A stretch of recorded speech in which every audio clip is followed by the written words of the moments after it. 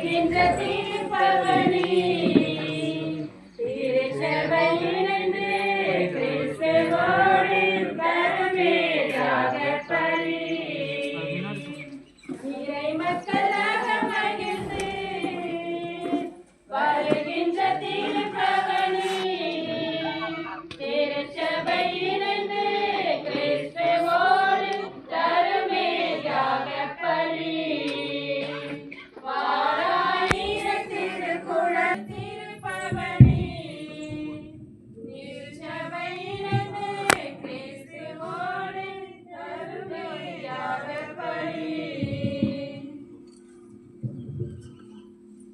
மலருடன் சேரும் யாவுமே மனம் பெற்று வாழ்தல் நீரே மலருடன் சேரும் யாவுமே மனம் பெற்று வாழ்தல் நீரே உயிராடையாம் தரவே இறை மாண்பை என்று பெறவே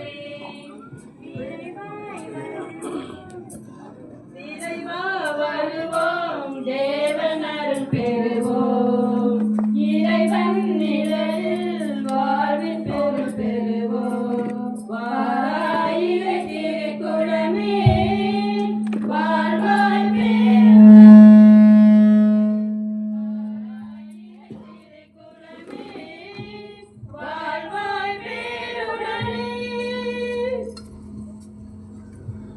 தந்தை மகன் தூயாவியாரின் பெயராலே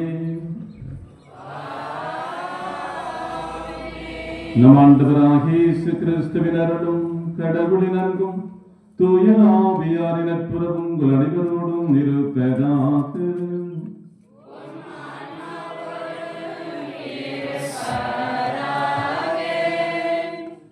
இயேசுவில் அன்புக்குரியவர்களே, இன்று நமது பாதுகாவலர் கோடி அற்புதர் புனித அந்தோணியாருக்கு விழா எடுத்துக் கொண்டிருக்கிறோம்.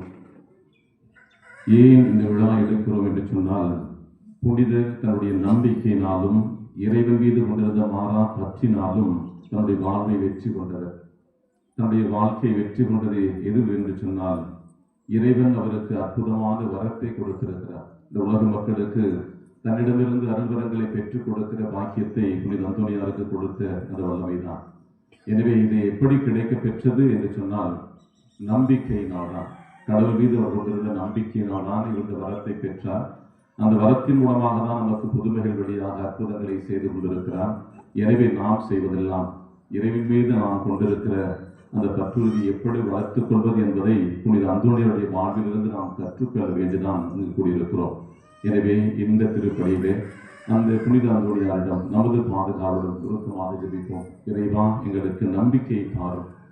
நாம் ஒவ்வொரு திருத்தலங்களுக்கு போகிறோம், ஆலயத்திற்கு போகிறோம், ஜெபிக்கிறோம், எல்லாமே நம்பிக்கையினால் தான். இந்த நம்பிக்கை என்றால் என்ன, அல்லது நம்பிக்கையை அடைவதனால் எனக்கு என்ன பிரயோஜனம், அல்லது நம்பிக்கை கொண்டிருக்கிறேன் ஏற்கனவே, அதனால் எனக்கு இதுவரை ஒன்றும் வந்ததில்லை, அப்ப நான் எதற்கு நம்பிக்கை கொள்ள வேண்டும் என்கிற அந்த கேள்விகளை எல்லாம் உள்ளடக்கி சிந்தித்தவர்களாய் இந்த திருப்பலியிலே ஒப்பு கொடுத்து மன்றாடுவோம்.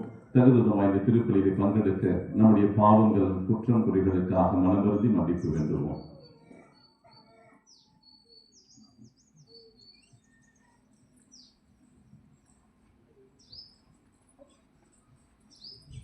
எல்லாம் வல்ல இறைவனிடமும் சகோதர சகோதரிகளிடமும் நான் பாவியை ஏற்றுக்கொண்டேன். சொன்னாலும் செயலாலும் கண்ணையும் கதையாலும் பாவங்கள் பல செய்தேன். என் பாவமே, என் பாவமே, என் பெரும் பாவமே.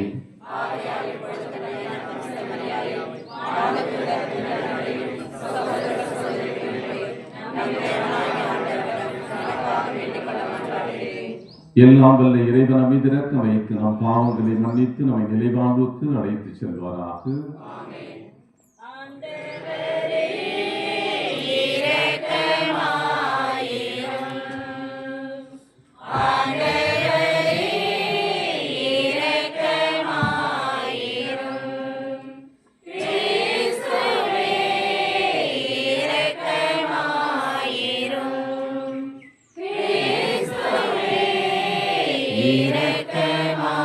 இரக்கமாயிரும் ஆண்டவரே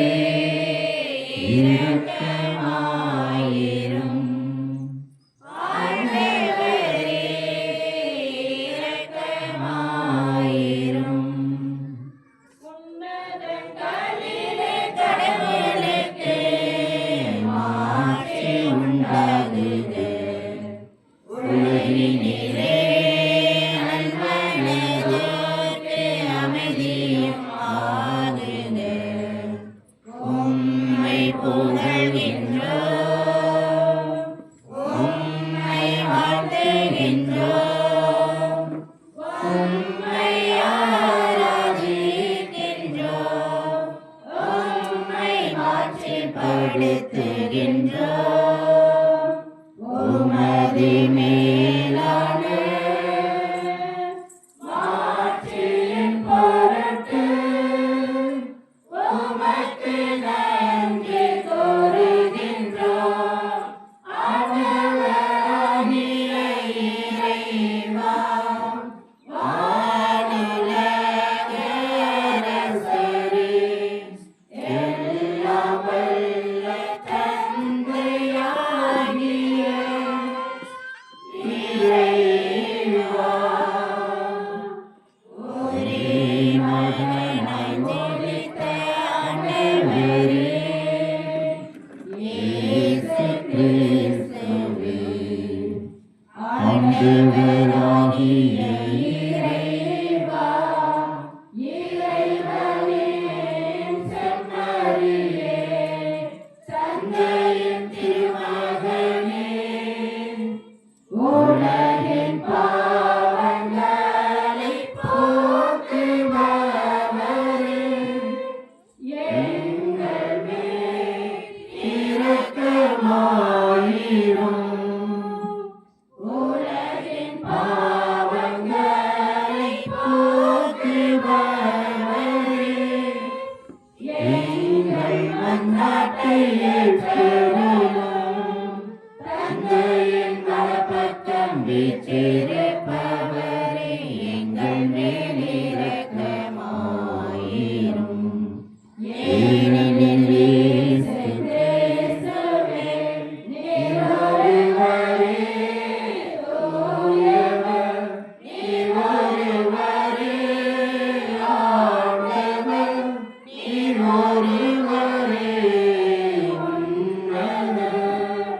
தூய ஆவியாரோடு தந்தையாகிய இறைவனின் மாட்சியில் இருப்பவர் நீரே. ஆமென். ஜெபிப்போமாக. என்றென்றும் உள்ள எல்லாம் வல்ல இறைவா, புனித அந்தோணியாரை தலை சிறந்த போதகராகவும் எங்கள் தேவைகளில் பரிந்து பேசுபவராகவும் உமக்களாக எங்களுக்கு வழங்கியுள்ளீரே. அதனால் அவரது உதவியால் நாங்கள் கிறிஸ்து வாழ்வின் நெறிகளை கடைபிடிக்கவும் எங்களுக்கு நேரிடும் இன்னல்களில் எல்லாம் உமது உதவியை கண்டுணரவும் செய்வீராக.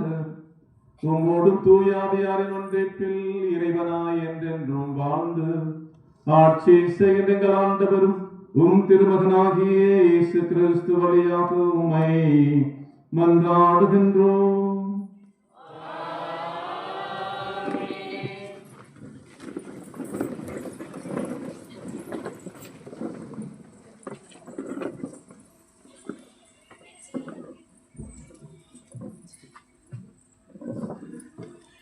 முதல் வாசகம். ஆண்டவர் எனக்கு அருள்பொழிவு செய்துள்ளார், நற்செய்தி அறிவிக்க என்னை அனுப்பியுள்ளார். இறைவாக்கினர் எசையா நூலிலிருந்து வாசகம். அதிகாரம் 61, இறை வசனங்கள் 1-3 முடிய. ஆண்டவராகிய என் தலைவரின் ஆவி என்மேல் உள்ளது, ஏனெனில் அவர் எனக்கு அருள்பொழிவு செய்துள்ளார். ஒடுக்கப்பட்டோருக்கு நற்செய்தி அறிவிக்கவும், உள்ளமுடைந்தோரை குணமாக்கவும், சிறைப்பட்டோருக்கு விடுதலை பறைசாற்றவும், கட்டுண்டோருக்கு விடிவை தெரிவிக்கவும் என்னை அனுப்பியுள்ளார். ஆண்டவர் அருள் தரும் ஆண்டினை முழங்கவும், நாம் கடவுள் அநீதி பழிவாங்கும் நாளை அறிவிக்கவும், துயரற்று அழுவோருக்கு ஆறுதல் அளிக்கவும், சீயோனில் அழுவோருக்கு ஆவணம் செய்யவும், சாம்பலுக்கு பதிலாக அழகு மாலை அணிவிக்கவும், புலம்பருக்கு பதிலாக மகிழ்ச்சி தைலத்தை வழங்கவும், நலிவுற்ற நெஞ்சுக்கு பதிலாக புகழ் எனும் ஆடையை கொடுக்கவும் என்னை அனுப்பியுள்ளார். நேர்மையின் தேவதார்கள் என்று தாம் ஆட்சியுறும்போது ஆண்டவர் நாட்டவை என்றும் அவர்கள் பெயர் பெறுவர். இது ஆண்டவர் வழங்கும் அருள்வாக்கு. பதிலுரை பாடல். பல்லவி. ஆண்டவரின் பேரன்பை பற்றி நான் என்றும் பாடுவேன். ஆண்டவரின் பேரன்பை பற்றி நான் என்றும் பாடுவேன். நீர் உண்மையுள்ளவர், என் தலைமுறை தோறும் என் நாவல் அறிவிப்பேன். உமது பேரன்பு என்றென்றும் நிலைத்துள்ளது என்று அறிவிப்பேன். உமது உண்மை வானை போல் உறுதியானது. பல்லவி. ஆண்டவரின் பேரன்பை பற்றி நான் என்றும் பாடுவேன். நீர் உரைத்தது நான் தேர்ந்து கொண்டவனோடு உடன்படிக்கை செய்து கொண்டேன். என் ஊழியன் தாவீதுக்கு ஆணையிட்டு நான் கூறியது, உன் வழிமரபை என்றென்றும் நிலைக்கச் செய்வேன். உன் அரியணை தலைமுறை தலைமுறையாக நிலைத்திருக்க செய்வேன். பல்லவி. ஆண்டவரின் பேரன்பை பற்றி நான் என்றும் பாடுவேன். என் ஊழியன் தாவீதை கண்டுபிடித்தேன். என் திருத்தைலத்தால் அவனுக்கு திருப்பொழிவு செய்தேன். என் கை எப்பொழுதும் அவனோடு இருக்கும். என் புயம் உண்மையாகவே அவனை வழிபடுத்தும். பல்லவி. ஆண்டவரின் பேரன்பை பற்றி என் வாக்கு பிறகாமையும் பேரன்பும் அவனோடு இருக்கும். என் பெயரால் அவனது வலிமை உயர்த்தப்படும். நீரே என் தந்தை, என் இறைவன், என் மீட்பின் பாறை என்று அவன் என்னை அழைப்பான். பல்லவி. ஆண்டவரின் பேரன்பை பற்றி என்றும் நான் பாடுவேன்.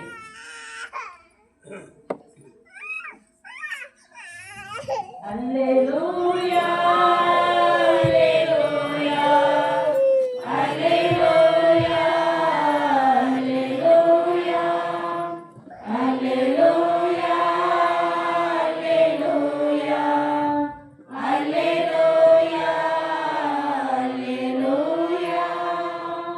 ஏழைகளுக்கு நற்செய்தி அறிவிக்கவும் சிறைப்பட்டோர் விடுதலை அடைவரென முழக்கமிடவும் ஆண்டவர் என்னை அனுப்பியுள்ளார். அல்லேலூயா. Alleluia, alleluia, alleluia, alleluia. ஆண்டவர் உங்களோடு இருப்பாராக.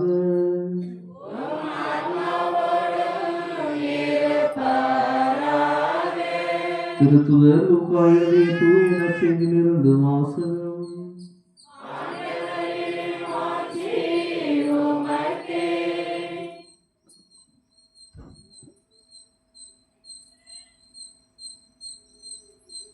அக்காலத்தில் ஆண்டவர் வேறு 72 பேரை நியமித்து அவர்களை தாம் போகவிருந்த எல்லா ஊர்களுக்கும் இடங்களுக்கும் தமக்கு முன்னே இருவராக அனுப்பினார்.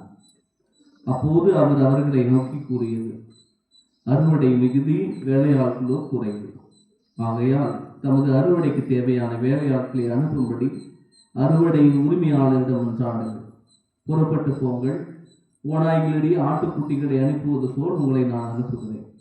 பணப்பையோ வேறு பையோ நிதியடிகளோ எதுவும் நீங்கள் எடுத்துச் செல்ல வேண்டாம். வழியில் எவருக்கும் வணக்கம் செலுத்த வேண்டாம். நீங்கள் எந்த வீட்டுக்குள் சென்றாலும் இந்த வீட்டுக்கு அமைதி உண்டாக என முதலில் கூறுங்கள்.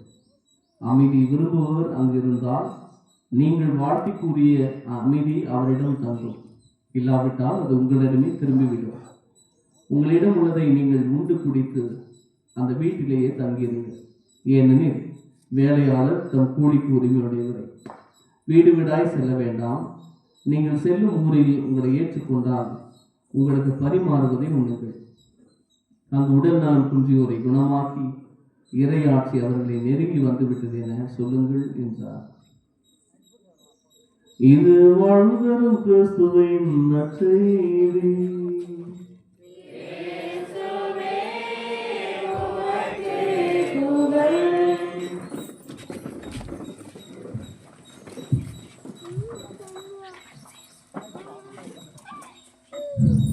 இயேசுவில் அன்புக்குரியவர்களே, இந்த அகில உலகிலே பல ஆலயங்கள் இருக்கிறது, பல புனிதர்கள் இருக்கிறார்கள். புதிதாக புனிதர்கள் வந்து கொண்டே இருக்கிறார்கள். ஆனால் புனித அந்தோனியாரை தோற்கடிப்பதற்கு எந்த புனிதர்களாலும் முடியவில்லை.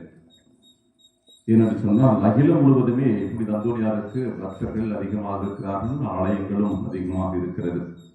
அது ஏன் அவருக்கு மட்டும் இப்படி? ஏன் புனித அந்தோனியார் ஒரு சிறப்பு பெற்றவராக இருக்கிறார் என்கிற இந்த கேள்வி பலர் மத்தியில் எழுகிறது. நான் பல நேரங்களில் நாம் சிந்திப்பதில்லை. அப்படி அந்தோணியார் ஒரு ஆலயம் நாம் போகிறோம் வருகிறோம். அன்புக்குரியவர்களே, அந்தோணியாரை நோக்கி போகிறோமே எதற்காக? நான் இருந்த பங்கிலே ஒரு சகோதரர் ஒவ்வொரு மாதத்தினுடைய முதல் செவ்வாய்க்கிழமையும் அல்சூர் அந்த கோயிலுக்கு போயிட்டு வருவார். போயிட்டு 12 மணிக்கெல்லாம் அவங்க சேர்ந்துருவார். அப்போ நான் கேட்பேன், எனக்கு ஒரு ஆச்சரியம், ஒவ்வொரு நாளும் போகிறார், ஏதாவது வேண்டுதல் இருக்கிறதா அல்லது ஏதாவது நன்மைகள் அவருக்கு கிடைத்ததா அப்படின்னு சொல்லி அவர்கிட்ட கேட்கலாம் அப்படின்னு சொல்லிட்டு ஒரு நாளைக்கு இன்னைக்கு போயிட்டு வந்தீங்களே என்ன சிறப்பாக இருந்துச்சு என்ன அப்படின்னு சொல்லி கேட்டோன்னே அவர் சொன்னது, அது போன முறையோட இந்த ஒரு 3 ஆடு வெட்டினாங்க சார். 3 ஆடு வெட்டினாங்க, நல்லா சாப்பிட்டாங்க, நிறைய கறி அப்படின்னார். கோயிலுக்கு போனதை பற்றியோ அல்லது அந்த பூசை நடந்ததை பற்றியோ அந்த பிரசவத்தை பற்றி அவர் சொல்லவே இல்லை. 3 ஆடு வெட்டினா போல அப்படின்னு சொல்லி சொன்னார். அதே போல இன்னொரு நபர் என்னுடைய பங்கில் பொன்னல்வாடி பங்கில் தொடக்கத்தில் நான் பங்குக்கு போன உடனே ஒரு 6 மாதங்களுக்கு பிறகு ஒரு சகோதரர் வந்தார். ஃபாதர் இந்த ஒரு 10,000 ரூபாய் வச்சுக்கலாம் ஃபாதர், எதுக்கு அப்படின்னு கேட்டேன். இது எதுக்கு இந்த அந்த தொகை எதுக்கு நான் செலவிடுறது அப்படின்னு கேட்டால் கோயிலுக்கு ஏதாவது வச்சுக்கலாமா.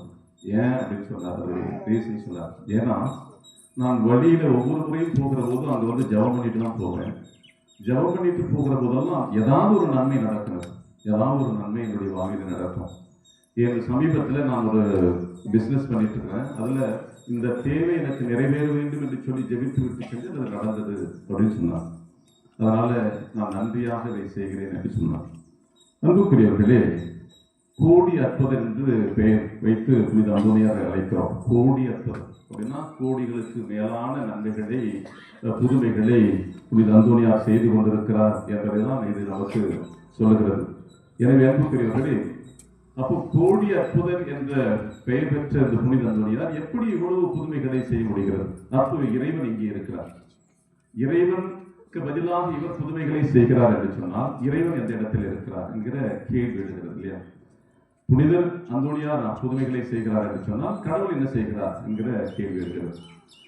அன்புக்குரியவர்களே, 12 வயதில் தனது புனித அந்தோணியாருக்கு 12 வயதில் இருக்கிற போது அந்த சாத்தான் அவரை சோதிக்க நினைத்த போது சிலுவை அடையாளம் வரைந்து அந்த சாத்தானை ஊற்றியதாக பாரம்பரிய நிகழ்வுகள் நமக்கு சொல்லுகிறது, வரலாறு நமக்கு சொல்லுகிறது.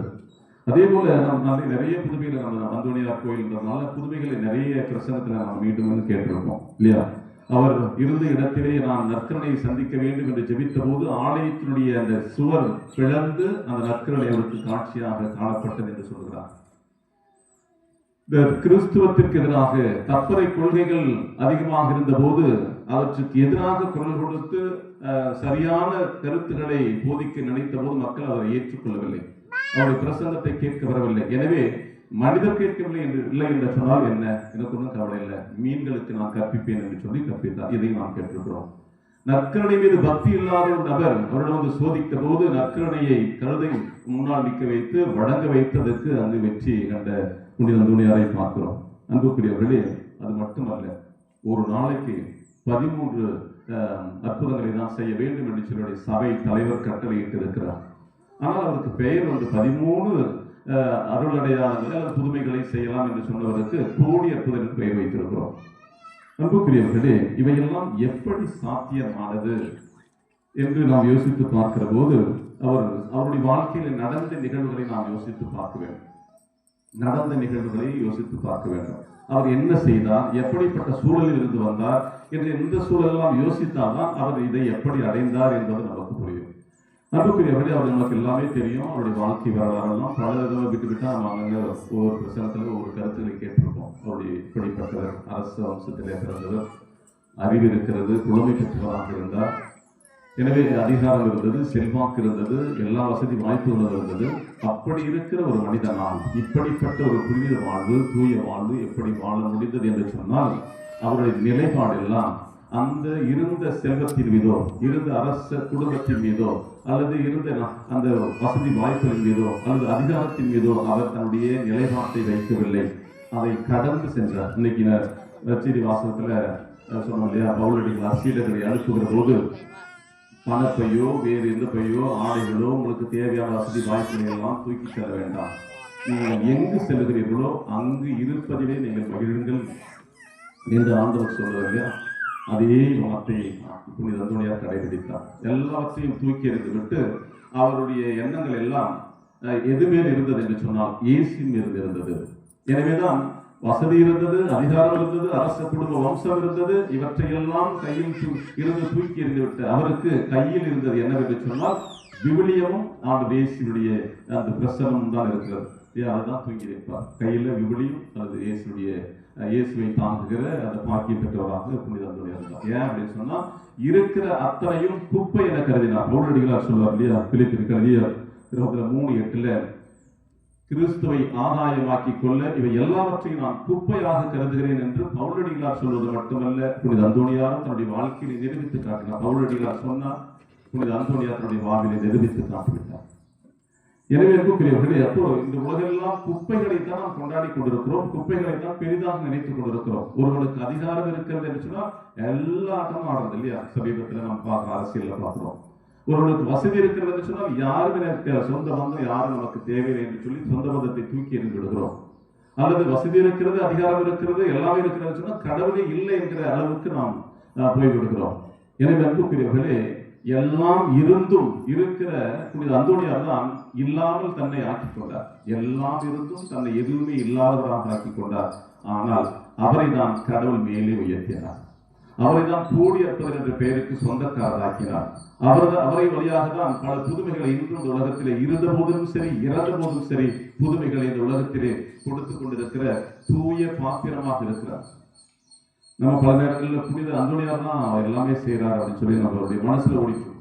புனித அந்தோனியார் தான் எல்லாம் கொஞ்சம் சூப்பரான ஆளு, நல்லா கேட்கிறோம், இவ்வளவு புதுமைகள். நம்புக்குரியவர்களே, நம்முடைய அந்த ஜபத்துல திருப்பலி தொடக்க ஜபத்துல நாம் படிக்கிறோம், புனித அந்தோனியாரை தலை சிறந்த போதகராகவும் எங்கள் தேவைகளில் பரிந்து பேசுபவராகவும். நம்முடைய வாழ்விலே ஒரு புதுமை நடக்கிறது என்று சொன்னால் அந்த புதுமைக்கு சொந்தக்காரர் புனித அந்தோனியார் அல்ல, அந்த புதுமையை நடந்தேற செய்ய பரிந்து பேசியவர் தான் புனித அந்தோனியார். பரிந்து பேசுதல் மட்டும்தான். ஏன் பரிந்து பேசுகிறார் என்று சொன்னால் அவர் இந்த உலகத்தில் வேற எதையும் தனது சொந்தமாக கருதவில்லை, பெரிதாக கருதவில்லை, தன்னுடைய எண்ணத்தை அதில் வைக்கவில்லை. இறைவன் மீது மட்டும் நம்பிக்கை வைத்தார். இறைவன் மீது மட்டும் நம்பிக்கை வைத்த காரணத்தினால் தான் அவரால் இது போன்ற பரிந்து பேசுபடியாக புதுமைகளை செய்ய முடிகிறது என்பதை நாம் அறிந்து கொள்ள முடியும். பிலிப்பியர் 2:6 கடவுள் வடிவில் விளங்கிய இறைவன் தன்னையே வெறுமையாக்கி இந்த உலகத்துக்கு வந்தார். கடவுள் வடிவில் அப்ப இயேசு என்னென்னலாம் செய்தாரோ, எப்படிலாம் வாழ்ந்தாரோ அந்த படிப்பினைகளை தன்னுடைய மாடலாக இயேசுவை வைத்து அவர் வாழ்ந்த காலத்தினால்தான் அவரும் இப்படி ஆகிறார். எல்லா அதிகாரம் இருக்கிறது, கடவுள் உலகத்தை படைத்த எல்லா அதிகாரமும் இருக்கிறது. அப்படிப்பட்ட இறைவன் சாதாரண ஒரு மனிதனாக பிச்சைக்காரனை போல கடவுள் இந்த உலகத்தில் அலைந்து தெரிந்ததை பார்க்கிறோம். பிச்சைக்காரரை போல இருப்பதற்கு பிறப்பதற்கு இடம் இல்லாமல் ஏங்கி தவித்த காலங்கள் உண்டு. அல்லது பல வழியில் போகலாம் ஏச்சி பேச்சுகள் அவரை பேசிய காலங்கள் உண்டு. அந்த கல்வாரியில அந்த அவரை அமரச் செய்து ஏளனமாக காரி துப்பிய நிகழ்வுகள் உண்டு. பிச்சைக்காரர்கள் கூட இந்த மாதிரி கேவலமான நிகழ்வு நடக்காது. ஆனால் அதை இயேசு எல்லாம் சந்தித்தார். இயேசு எல்லாவற்றையும் சந்தித்தார். சந்தித்துதான் இந்த மக்களை நேசித்துதான் இறந்துதான் இந்த உலகத்தில் உயிர்ப்பை கொடுத்து உன்னதராக இன்றும் இருந்து கொண்டிருக்கிறார். அதே போலதான் புனித அந்தோனியார் கூட தன்னுடைய வாழ்விலே நிறைய அவமானங்களை சந்தித்திருக்கிறார், வெறுமையை சந்தித்திருக்கிறார். அதை பற்றி அவர் கவலையே படல. அவர் போதித்த போது பல எதிர்ப்புகளை சந்தித்திருக்கிறார், அதை பற்றி கவலையே படல. நான் பிடித்திருப்பது என் கையில் இருப்பது இறைவனுடைய வார்த்தை, நான் தாங்கியிருப்பது என் தலைவர் இயேசு கிறிஸ்து, அவர் என்னிடம் இருக்கிற போது நான் எதற்கு அஞ்ச வேண்டும் என்கிற விதமாக தான் புனித அந்தோனியார் செயல்பட்டார். எனவே அன்புக்குரியவர்களே, அப்ப புனிதரை வெற்றி கொண்டதற்கு அடிப்படை காரணம் என்ன அப்படின்னு சொன்னா கடவுள் மீது அவர் கொண்ட நம்பிக்கை தான் எல்லாவற்றுக்கும் காரணம் என்று நமக்கு புரிகிறது. அப்ப நம்பிக்கை என்றால் என்ன, அப்ப நம்பிக்கை நான் எப்படி வைப்பது அப்படிங்கிற ஒரு கேள்விக்கு லூகாஸ் நற்செய்தி 8வது அதிகாரத்திலே நாம் பார்க்கிறோம். லூக்கா நற்செய்தி 8வது அதிகாரம் 25வது வசனத்திலே இயேசு கேட்கிறார். எங்க அப்படின்னு சொன்னா இந்த காற்று கடல்ல இருந்து பொங்கி எழுகிற போது இந்த படகு ஆடிக்கொண்டிருக்கிற போது எல்லாம் தவித்து போகிறார்கள். அப்பொழுது அவருடைய கேள்வி இதுவாக இருக்கிறது, உங்கள் நம்பிக்கை எங்கே அப்படின்னு கேள்வி கேட்கிறார். உங்களுடைய நம்பிக்கை எங்கே? யாரிடம் கேட்கிறார் சொன்னால் தன்னோடு பயணித்த, தன்னோடு ஒரு நாள் புதுமைகளை கண்ட, அன்பை கண்ட, ஆதரவை கண்ட, ஆதரவற்றலாக இருந்த, படிப்பற்றவர்களாக பாமரர்களாக இருந்த அந்த திருத்தூதரை தேர்ந்தெடுத்து தன்னுடைய பிள்ளைகளாக அருகில் வைத்து ஒவ்வொரு நாளும் பக்குவப்படுத்தி பாதுகாத்து உணவு கொடுத்து அவர்களுக்கு பாடங்களை சொல்லிக் கொடுத்து தன்னோடு பயிற்சி கொடுத்து எல்லாம் செய்து கொண்டிருந்த அந்த திருத்தூதரிடம் கேட்கிறார், உங்களுடைய நம்பிக்கை இங்கே? இவ்வளவு நான் இருந்திருக்கிறேன், என்னோடு படுத்து உரையிருக்கிறேன், என்னோடு உண்டு குடித்திருக்கிறீர்கள், அப்படி இருந்த போதும் உங்கள் நம்பிக்கை எங்கே? இது முதல் கேள்வி. இரண்டாவது, மார்க் நற்செய்தி 4ஆம் அதிகாரம் 40வது வசனத்திலே, இன்னும் உங்களுக்கு என் மீது நம்பிக்கை இல்லையா? பலமுறை சொல்லியிருக்கிறார். பலமுறை தன்னுடைய பாடுகளை குறித்து சொல்லியிருக்கிறார். உயிர்ப்பை குறித்து, நான் இறந்தாலும் உயிர் வாழுகிற கடவுளாக இருப்பேன், என்னை துன்புறுத்துவார்கள், அந்த கையளிப்பார்கள், கல்வாரி சாவுக்கு கையளிப்பார்கள், இருந்தாலும் இறந்த பின் நான் உயிர்த்தெழுவேன் என்று பலமுறை சொல்லியிருக்கிறார். இதெல்லாம் புரிதாத அந்த சீடர்களுக்கு கூட இன்னும் அதிகமான உச்சக்கட்டமாக அந்த மலையிலே அவர்களை கூட்டிக் கொண்டு போய், இதோ உயிர்த்த பிறகு நான் இப்படித்தான் இருப்பேன் என்கிற உயிர்ப்பின் அனுபவத்தை காட்சியாக கொடுத்த அனுபவத்தை கொடுக்கிற உனது தேவனாக இருக்கிற அவர்கள் கடைசி வரைக்கும் நம்பவே இல்லை. எனவேதான் அவர் கேட்கிறார், இன்னும் உங்களுக்கு என் மீது நம்பிக்கை இல்லையா? எவ்வளவு ஏக்கமான ஒரு கேள்வி. அன்புக்குரியவர்களே, நம்ம கணவன் மனைவிக்கு மத்தியில எவ்வளவு நம்பிக்கையே இல்லையா? அன்புக்குரியவர்களே, இன்றைக்கு நம்முடைய நம்பிக்கை எல்லாம் இயந்திரங்கள் மீது இருக்கிறது, அதிகமாக இருக்கிறது. எப்பா வீட்டுக்காரங்க இப்பதான் வண்டி பழகி இருக்கிறாரு, உட்காந்துட்டு போறையே, எப்படி இல்லை எங்க வீட்டுக்காரங்க நம்பிக்கை இருக்குது, பத்திரமா கூட்டிட்டு போயிடும். இந்த செல்போன் வாங்கியிருக்கிறியே, எப்படி பரவாயில்லையா? அருமையா, சூப்பர் சிஸ்டமா, ரேம்லாம் வந்து 8 GB இருக்குது, எல்லாம் சூப்பராக, எல்லாம் பக்காவாக சாஃப்ட்வேர்லாம் போட்டுருக்காங்க, அருமையாக இப்போ லேட்டஸ்டாக இருக்குது, நல்லா வேலை செய்ய நம்பிக்கை இருக்கிறது. ஒரு நிலம் வாங்கியிருக்கிறியா? நல்ல நிலமா? நல்லா ஏற்கனவே எல்லாம் சூப்பராக பயிரெலாம் செஞ்சுருக்கிறாங்க, எனக்கு இந்த நிலம் அற்புதமாக வரும், இந்த இடத்துல வீடு கட்டினா அந்த புரோக்கர் மீது நாம் நம்பிக்கை வைக்கிறோம். ஒரு கம்ப்யூட்டர் வாங்குறோம், அது சூப்பராக இருக்கும், இந்த மருத்துவோட போகும், அந்த மருந்தை தயாரிக்கும் போது நம்பிக்கை வைக்கிறோம், அந்த மருந்தை என்னை குணப்படுத்தும், எல்லாம் நம்பிக்கை வைக்கிறோம். இருக்கிற பொருட்கள் மீது நம்பிக்கை வைக்கிறோம், இயந்திரத்தின் மீது நம்பிக்கை வைக்கிறோம், ஆனால் இருக்கிற மனிதன் மீது நாம் நம்பிக்கை வைப்பதில்லை. அப்ப இருக்கிற மனிதனிடமே நான் நம்பிக்கை வைக்காத போது இல்லாத கடவுளிடம் நான் எப்படி நம்பிக்கை வைக்க முடியும் என்கிற கேள்விதான் இந்த விபுலி வார்த்தைகள் எழுப்புகிறது. எனவே அன்புக்குரியவர்களே, அப்போ உங்கள் நம்பிக்கை எங்கே? இன்னும் உங்களுக்கு என் மீது நம்பிக்கை இல்லையா? இந்த கேள்விகள் நம்மை உறுத்துவதாக இருக்கிறது. அந்த புனித அந்தோனியாருக்கு இந்த கேள்வி தேவையில்லை. ஏன்னா 12 வயதில், சிறு வயதிலிருந்து தினந்தோறும் ஆலயத்திற்கு போகிற நபராக இருந்தார் என்று வாசிக்கிறோம், கேட்கிறோம். அப்போ சிறு வயதிலிருந்து அவருக்குள்ள வைத்தது யார்? யாராவது அவருடைய மண்டையை ஓபன் பண்ணி அதுக்குள்ள விசுவாசத்தை கொட்டிவிட்டார்கள் என்று சொன்னால் இல்லை. அவருடைய குடும்பத்திலிருந்தோ அல்லது அவர் கண்ட காட்சியிலிருந்தோ கேட்ட செய்தியிலிருந்தோ அவர் நம்பிக்கை பெற்றிருக்க வேண்டும். எனவே நம்பிக்கை நம் அனுமதி இல்லாமல் நமக்குள்ளே யாரும் பிளந்து உள்ளே வைத்து விட முடியாது. அதே போல நம் மகிழ்ச்சியாக இருந்தாலும் சரி, துன்பமாக இருந்தாலும் சரி, மண்டையை பிளந்து நமக்குள் எதுவும் வைத்து விட முடியாது. என் அனுமதி இல்லாமல் எனக்குள் எதுவும் நுழைந்து விட முடியாது. ஒருவேளை நான் கோபப்பட்டு எரிந்து விழுந்து கொண்டிருக்கிறேன் என்று சொன்னால் நான் அனுமதித்திருக்கிறேன், கோபத்தை நான் உள்ளே அனுமதித்திருக்கிறேன். ஒருவரை நான் அன்போடு கருசனையோடு நான் பார்க்கிறேன் என்று சொன்னால் அந்த கருசனையின் உள்ள நான் அனுமதித்திருக்கிறேன். நான் அனுமதித்தால் தான் எனக்குள்ளே வரும். அன்புக்குரியவர்களே, இறைவனுடன் ஜெபிக்கிறோம், நல்ல மழை வேண்டும் என்று சொல்லி உருக்கமாக ஜெபிக்கிறோம். ஆனால் இன்னொரு இடத்திலே ஒரு விவசாயியோ அல்லது ஒரு உப்பு வியாபாரியோ அல்லது வத்தல் வைக்கிறவனோ அவன் என்ன செய்வான்னா, அன்னைக்கு மழை வரக்கூடாது, நல்லா வத்தல் நல்லா காயும், இன்னைக்கு உப்பு நல்லா காஞ்சு நல்லா வேகணும், அங்கு வேண்டிக் கொண்டிருக்கு. அப்ப கடவுள் யாருடைய ஜெபத்தை கேட்பார்? மழை வேண்டும் என்று விதைத்து விட்டு காத்துக் கொண்டிருக்கிற விவசாயிக்கு சாதகமாக இருப்பாரா? அல்லது உப்பு வியாபாரம் செய்தால்தான் என்னுடைய வாழ்வாதாரம் இருக்கிறது என்று நினைத்துக் கொண்டு அவருக்கு சாதகமாக இருப்பாரா? இயேசு நடுநிலையாக தான் இருப்பார். அப்ப நடுநிலைனா என்ன? மழை பெய்ய செய்வாரா? பெய்ய மாட்டாரா? பெய்ய சொல்ல மாட்டாரா அப்படின்னு பார்த்தா அமைதியா இருப்பார். ஏன் அமைதியாக இருப்பார் சொன்னா, அன்புக்குரியவர்களே, இறைவன் இந்த உலகத்திலே எல்லா சிஸ்டமேட்டிக் எல்லாத்தையும் படைத்து விட்டார். கடவுள் இல்லை என்று சொல்லுவதாக இருந்தாலும் சரி, அல்லது விசுவாச குறைபாடுகளாக இருந்தாலும் சரி, அவர்கள் எப்படிப்பட்டவர்களாக இருந்தாலும் சரி, கடவுள் இந்த உலகத்தினுடைய செயல்பாடுகள், கடவுளின் செயல்பாடுகள் இந்த உலகத்தில் இருக்கிறது என்பதற்கு அவள் படைப்பு ஒரு சான்றாக இருக்கிறது. ஏனென்று சொன்னால், அந்த உலகத்தில் ஒரு படைப்பு இருக்கிறது, வீட்டுக்குள்ள ஒரு பொருள் இருக்கிறது என்று சொன்னால் அந்த பொருளை யாரோ ஒருவன் படைத்திருக்கிறார், உருவாக்கிறார். ஒரு டேபிள், சேர், பாத்திரங்கள், பண்டங்கள் இருக்கிறது என்று சொன்னால் ஏதோ ஒரு மனிதன் உருவாக்கி இருக்கிறார். அந்த உருவாக்கிய பொருளை தான் கொண்டு வைத்திருக்கிறோம். அப்ப உருவாக்கிய பொருள் இருக்கிற போது உருவாக்கிய நபர் அங்கே ஒரு இடத்துல இருக்க வேண்டும். நான் அந்த பொருளை செய்தவனை நான் பார்க்கவே இல்லை என்பதற்காக அந்த உருவாக்கியவன் இல்லை என்று சொல்லிவிட முடியாது என்பதை தான் இந்த நிகழ்வு, விசுவாச நிகழ்வு நமக்கு சொல்லுகிறது. எனவே அன்புக்குரியவர்களை, படைப்பு இருக்கிற போது படைத்தவன் கண்டிப்பாக இருந்தே ஆக வேண்டும்.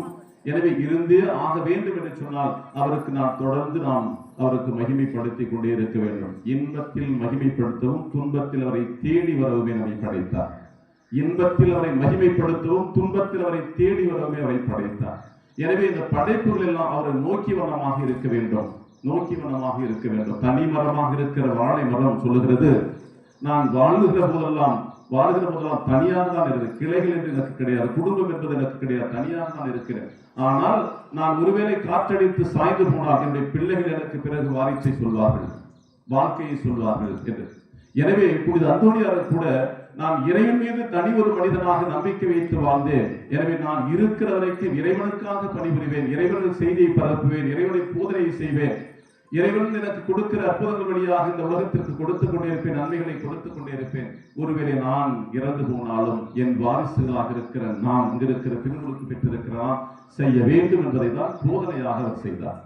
எனவேதான் அன்புக்குரியவர்களே, அப்போ இயேசு கேட்கிற கேள்வி, நம்பிக்கை எங்கே, இன்னும் என் மீது நம்பிக்கை இல்லையா என்கிற கேள்விக்கு இன்னும் அடுத்த கட்டத்திற்கு போனார். எபிரேயர் எழுதின 11:1 நாம் வாசிக்கிறோம், நம்பிக்கை என்பது என்ன அப்படின்னு சொன்னா, நம்பிக்கை என்பது நாம் எதிர்நோக்கி இருப்பவை கிடைக்கும் என்கிற உறுதி நிலை.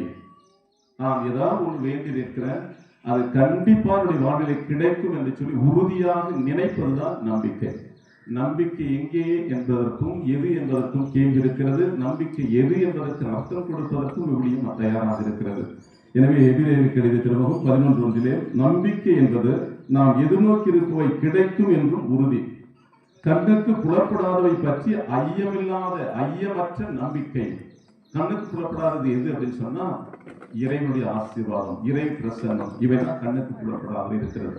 அப்ப கண்ணுக்கு புலப்படாத இருக்கிற, காணாமல் இருக்கிற, கண்ணுக்கு அருகில்லாமல் இருக்கிற ஒரு பொருள் மீது அதீத நம்பிக்கை கொண்டிருப்பதுதான் நம்பிக்கையுடைய வரையறையாக, இலக்கணமாக விவிலியம் நமக்கு சொல்லுகிற செய்தியாக இருக்கிறது. எனவே அன்புக்குரியவர்களே, இல்லாத இறைவனை இருக்கிறார் என்பதை இருக்கிற பொருள்களிலிருந்து, இருக்கிற சகோதர சகோதரிகளிலிருந்து நாம் கண்டுபிடிக்கிற அந்த ஒரு பண்பை தான் நம்பிக்கை என்று சொல்கிறோம். அன்புக்குரியவர்களே, ஒரு தந்தையிடம் ஒரு பிள்ளை போய் கேட்கிறான் இல்லையா, பிள்ளை போய் எனக்கு ஒரு ட்ரெஸ் வேணும் அப்படின்னு சொல்லி கேட்கிறான். அப்ப அந்த ட்ரெஸ் கொடுக்கிற நபராக இருக்க, ஒரு வீட்டுல 2 பேர் இருப்பாங்க, ஒருத்தர் கறி கேட்பாங்க, மட்டன் வேணும் அப்படின்னு, இன்னொருத்தர் அப்பா அம்மா கண்டுக்கிறதே இல்லை. அப்ப அந்த மட்டன் கேட்கிற நபரிலிருந்து குழம்பு செஞ்சு அவனுக்கு மட்டும், நீ மட்டும் சாப்பிடுவா, நீ தான் கேட்க அப்படின்னு சொல்லி இல்லை, கேட்காத நபராக இருக்கிறான், அவனுக்கும் அந்த குழம்பு கிடைக்கும். அதுதான் கடவுளுடைய இரக்கம் என்று சொல்வார்கள். கேட்காத நபர்களுக்கும் கிடைக்க செய்கிற உனது தேவனாக இருக்கிறான். அன்புக்குரியவர்களே, அப்போ நான் கேட்கிற நான் எங்கே நிற்பது, நான் எதற்காக கேட்க வேண்டும்? அன்புக்குரியவர்கள், அதான் சொல்லுவாங்க, படைப்பு பொருள் அனைத்தையுமே கடவுளுக்கு பணி செய்தே ஆக வேண்டும். படைப்பு, அவன் கடவுளை நம்பி வருகிறானா, நம்பி வரலையா, அதை பற்றி கவலை இல்லை. கடவுள் தன் நிலையிலே ஒருபோதும் துடியளவும் மாற்றம் இல்லாமல் இருந்து கொண்டிருக்கிறார். நம்முடைய சிந்தனையில் தான் கடவுள் இல்லை என்று சொல்கிறோம். சில நேரத்தில் கடவுளை தூக்கி பிடித்து கொண்டாடுகிறோம், சில நேரங்களில் கடவுளுடைய அவநம்பிக்கை வைத்திருக்கிறோம், சில நேரத்தில் நம்பிக்கை இல்லாமல் இருந்திருக்கிறோம். ஆனால் கடவுளுடைய சார்பாக நாம் பார்க்கிற போது ஒருபோதும் நம்பிக்கை குறைந்தவராக அல்லது அன்பில் குறைந்தவராக, இரக்கத்தில் குறைந்தவராக ஒருபோதும் அவர் இருந்ததில்லை என்பதுதான் வரலாறு சொல்கிறது, விவிலியம் சொல்கிறது, பாரம்பரியம் சொல்கிறது, புனிதர் நமக்கு சொல்கிறார். இந்த 3 தான் திருச்சபை நிலைத்து நிற்பதற்கு காரணியாக இருந்திருக்கிறது. ஒன்று விவிலியம், 2வது பாரம்பரியம், 3வது புனிதருடைய வாழ்க்கை, புனிதருடைய போதனை. இவைகள் தான் திருச்சபை வளப்படுத்தியிருக்கிறது. என்று சொன்னால் இதில் தான் திருச்சபை வாழ்ந்து கொண்டிருக்கிறது என்பதை தான் புனிதர்கள் ஒவ்வொரு முறையும் நிலைநிறுத்திக் கொண்டிருக்கிறார்கள். அன்புக்குரியவர்களே, அப்ப நம்பிக்கை என்றால் என்ன என்று நாம் விவிலியம் நமக்கு சொல்லிக் கொடுத்தது. நம்பிக்கை என்பது என்ன என்று இன்னொரு அர்த்தம் சொல்லுகிறது. எபேசியருக்கு எழுதிய புத்தகம் 8:9 நாம் படிக்கிறோம், நம்பிக்கை என்பது ஒரு கொடை. நம்பிக்கை என்பது ஒரு கொடை. அப்ப நம்பிக்கை கொள்வது கூட நம்ம எங்கேயும் ஃப்ரீயா எடுத்துக்க முடியாது, அது கடவுள் கொடுத்தால்தான், அந்த கொடையை கடவுள் கொடுத்தால்தான் அந்த நம்பிக்கை கூட கிடைக்க போகிறது. என்புக்குரியவர்கள், அதே போல உரிமையர் எழுதிய திருமுகம் 10:17 இறை வார்த்தைகளை கேட்டால்தான் நம்பிக்கை உண்டாகும். அப்ப அந்த கொடையாக இருக்கிற நம்பிக்கையை நான் பெற்றுக்கொள்வதற்கு நான் என்ன செய்ய வேண்டும் என்று சொன்னால் இறை வார்த்தையை கேட்டு அதன்படி செயல்பட வேண்டும் என்று இறை வார்த்தை சொல்கிறது, முடிக்கிறது. அன்புக்குரியவர்களே, அப்போ இந்த ஃபார்முலாவை அந்தோனியாருடைய வாழ்க்கையில பொருத்தி பாருங்கள். நம்பிக்கை எங்கே என்று ஒருவேளை அந்தோனியாரிடம் கேட்டால் அவர் என்ன சொல்லியிருப்பார்? இன்னும் நம்பிக்கை இல்லை என்று சொல்லி புனித அந்தோனியாரை பற்றி கேள்வி கேட்க முடியுமா? முடியாது. அப்ப நம்பிக்கை என்றால் என்ன? கடவுள் எனக்கு செய்வார் என்ற நம்பிக்கை இருந்தது. அந்த விளக்கணத்தை அந்தோனியார் வாழ்ந்தாரா? வாழ்ந்தார். கடவுள் எனக்கு எல்லாம் செய்வார் என்று சொல்லி எல்லாவற்றையும் குப்பை என கருதி வாழ்க்கை, அதிகாரம், அந்தஸ்து எல்லாவற்றையும் குப்பையாக தூக்கி எறிந்துவிட்டு குப்பையை கொண்டாடாமல் குடிகொண்டிருக்கிற இறைவனை கொண்டாடுவதற்காக புறப்பட்ட காரணத்தினால்தான் நாம் சொல்லுகிறோம் அவர் கடவுள் எல்லாம் செய்வார் என்கிற உறுதியான நம்பிக்கை அவரிடம் இருந்தது என்று நம்பிக்கையின் இலக்கணத்தை வாழ்ந்தார் என்று பார்க்கிறோம். காணாத கடவுளை அவர் கண்டுபிடித்தாரா என்று சொன்னால் கண்டுபிடித்தார். நாங்கள் இயேசுவை பார்த்திருக்கிறோம் அப்படின்னு சொன்னா பார்க்கல. நற்கருணையை நாம் ஒவ்வொரு நாளும் நம்பிக்கையோடு உண்ணுகிறோம், இயேசு என்னோடு வருகிறார் என்று நம்புகிறோம்.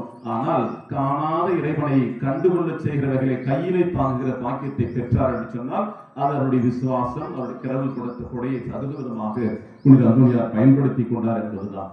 எனவே அன்புக்குரியவர்களே, விசுவாசம் நம் மத்தியிலே இருக்கிறது என்று சொன்னால் எங்கேயோ காணாமல் இருக்கிற இறைவனை நேரடியாக நான் நம்பி அவரை புரிந்து கொள்ள முடியும் என்று சொன்னால் கண்டிப்பா முடியாது. அப்ப அதற்கு ஒரு சாட்சி தேவை, அதற்கு ஒரு உதாரணம் தேவை. அதற்குதான் புனித அந்தோனியார் இருக்கிறார். ஒருவேளை அந்தோனியார் கூட நாம் பார்க்கலாம், அவரு பெரிய அவர் புதுமைகளை செய்தார், கடவுளுடைய அருகில் இருந்தார், எல்லாம் செய்ய முடிந்தது. அதனால அவராளுக்கெல்லாம் நல்லா வாழ முடியாது நினைக்கிறோமா? நம் அருகில் இருக்கிற நம்முடைய பெற்றோர்கள் உதாரணமாக எடுத்துக்கொள்ளலாம். அல்லது பெற்றோர்கள் இல்லை, அவங்களை நான் உதாரணமாக எடுத்துக்கொள்ளலாம். நல்ல மனைவியாக இருந்தால் அவர்களை உதாரணமாக எடுத்துக்கொள்ளலாம். நல்ல கணவராக இருந்தால் அவர்களை நல்ல உதாரணமாக எடுத்துக்கொள்ளலாம். அல்லது நம்முடைய நல்ல பிள்ளைகள், விசுவாசம் உள்ள பிள்ளையாக இருக்கிற அவங்களை, அல்லது பக்கத்து வீட்டில் ஒரு நம்பிக்கையாக இருக்கிற அவளை உதாரணமாக எடுத்துக்கொண்டு நாம் வாழலாம்.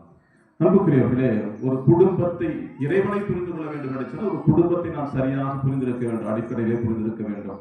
ஒரு குழந்தை நமக்கு என்ன செய்ய போகிறது என்கிற எதிர்பார்ப்பு அல்லது ஒருவேளை செய்கிறான் என்கிற நம்பிக்கை இதெல்லாம் இல்லாமல் இருந்தும் கூட அவெல்லாம் போய் எனக்கு கூழ் வராது என்கிற கேள்வி எழுந்தாலும் கூட அந்த பிள்ளைக்கு எல்லா பராமரிப்பு காரியங்களையும் பெற்றோர்கள் செய்கிறார்கள்.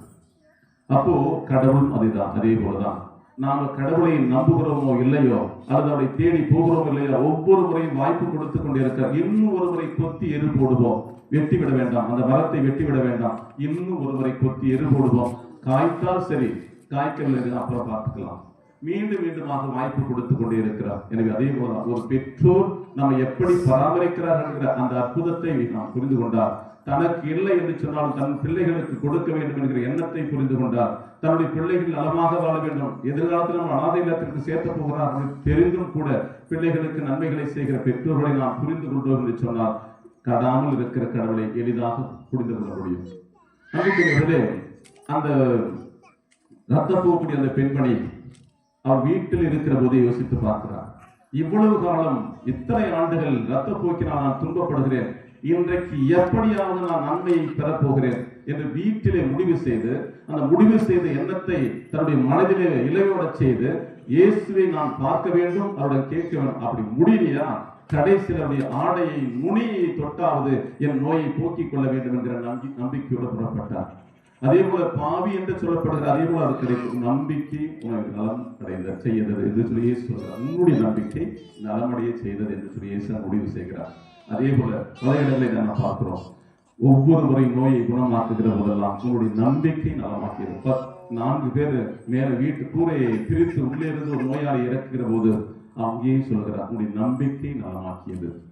அன்புக்குரியவர்களே, அந்த சக்கையை ஓடி போகிறார், எப்படியாவது இயேசுவை பார்த்து விட வேண்டும் என்று சொல்லி. அன்புக்குரியவர்களே, ஒவ்வொரு முறையும் நான் ஆலயத்திற்கு போகிற போதெல்லாம் என் தலைவர் ஆண்டவர் இயேசு என்னை கண்டிப்பாக எனக்கு நன்மைகள் புரிவார் என்கிற நம்பிக்கையோடு புறப்படுகிற அந்த எண்ணத்தை உருவாக்கி பயணத்தின் போது அந்த எண்ணத்தை இலையோட செய்து கடைசி ஆண்டவரை நீதான் எனக்கு எல்லாம் என்கிற நம்பிக்கையோடு கேட்கிற போது இன்றைக்கு அல்ல, நாளைக்கு அல்ல, நாளை மறுநாள், என்றைக்காவது ஒரு நாள் ஆண்டவர் நமக்கு செய்வார் என்கிற அந்த நம்பிக்கை நம்மத்தில் இருக்கிறது என்று சொன்னால் புனித அந்தோனியரை போல நமக்கு மட்டுமல்ல பலருக்கு பல புதுமைகள் வழியாக பரிந்து பேச முடியும், நம்முடைய ஜெபங்களும் கேட்கப்படும். ஆமென்.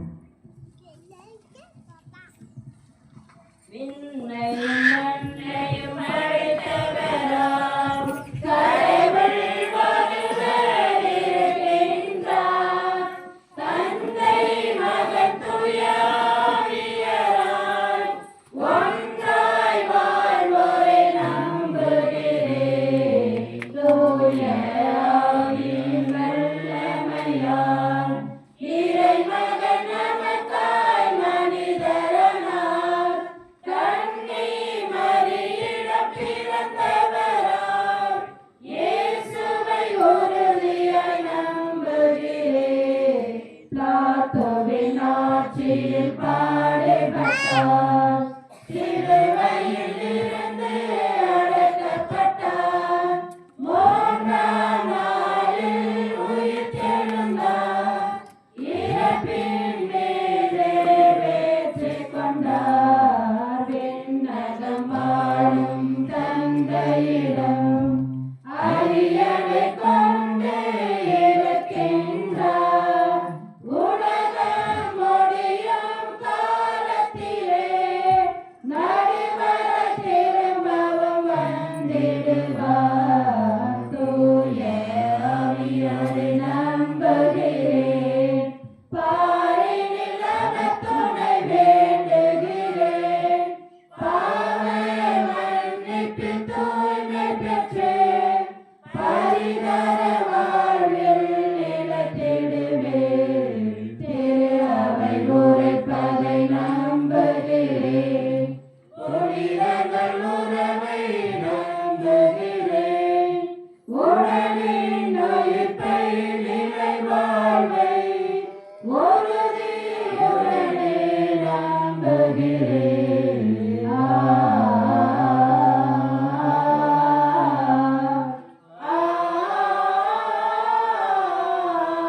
ஆமென். நம்பிக்கையுள்ள விசுவாசத்தோடு நமது தேவைகளை ஆண்டோடைய திருப்பாதம் எடுத்துச் செல்வோம். ஆசீரும் அருளும் நிறைந்த அன்பு தந்தை இறைவா, உமது பிரதிநிதிகளாக இருக்கும் திருத்தந்தை 14ஆம் லியோ, ஆயர்கள், குருக்கள், துறவிகள், பொது நிலை பணியாளர்கள் அனைவரும் மக்களுக்கு ஆறுதலாகவும் ஆசீர்வாதமாகவும் உலகிற்கு உப்பாகவும் ஒளியாகவும் இருந்து பணியாற்ற வேண்டிய பலத்தையும் உடல் நலத்தையும் அவர்களுக்கு அளித்து காத்திட வேண்டும் என்று இறைவாமை மன்றாடுகிறோம். வளமான வாழ்வை தருகின்ற இறைவா, இந்நாள் வரையிலும் நீர் எங்களுக்கு செய்து வருகின்ற சகல நன்மைகளையும் நன்றியோடு நினைவு கூறுகிறோம். எங்களையும் எங்கள் பெற்றோர்கள், பிள்ளைகள், உற்றார், உறவினர், நண்பர்கள் அனைவரும் மேன்மேலும் ஆசீர்வதித்து வழிநடத்த வேண்டும் என்றும், படிக்கின்ற பிள்ளைகள் கருத்தாய் படிக்கவும் அவர்களுக்கு போதிய அறிவை சிறந்த ஞானத்தையும் தந்தருள வேண்டும் என்று இறைவாமை மன்றாடுகிறோம். அருள் வளங்களின் ஊற்றிய இறைவா, உமது திருநாமத்தில் இங்கு கூடியுள்ள நாங்கள் அனைவரும் எம்முடைய வாழ்வாலும் வார்த்தையாலும் உம்மை மகிமைப்படுத்தி இறை உறவிலும் ஒழுக்கத்திலும் ஞானத்திலும் சமூக உறவிலும் சிறந்து விளங்கி உமக்குகந்த மக்களாக சாட்சிய வாழ்வு வாழவும் அமைதியின் தூதுவர்களாக செயல்படவும் எம்மை ஆசீர்வதித்து நல்வழிப்படுத்தி அருள வேண்டும் என்று இறைவா உம்மை மன்றாடுகிறேன். இரக்கத்தின் வடிவே இறைவா, எங்கள் குடும்பங்களில் மரித்தவர்களுக்கும் உத்திரிக்க ஸ்தலத்தில் வேதனைப்படும் ஆன்மாக்களுக்கும் யாரும் இணையாத மறந்து போன ஆத்மாக்களுக்கும் நித்திய இலைக்காட்சியை தந்தருள வேண்டும் என்று இறைவா உம்மை மன்றாடுகிறோம். நம்முடைய தனிப்பட்ட தேவைகளுக்காக பல்வேறு தேவைகளோடு எதிர்பார்ப்போடு புனித அந்தோனியாரை தேடி வந்திருப்போம். நம்மை பரிந்து பேசி சொல்லி ஜெபிப்போம்.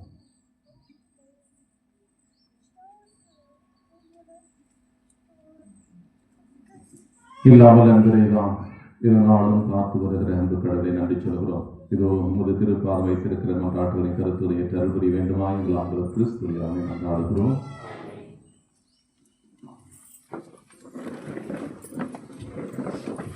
காணிக்கை தரும் நேரம் நான் என் மனம் தருகின்றேன். காணிக்கை தரும் நேரம் நான் என் மனம் தருகின்றேன். ஏற்றருளும் தெய்வமே, இறையவர் தருகின்ற காணிக்கையே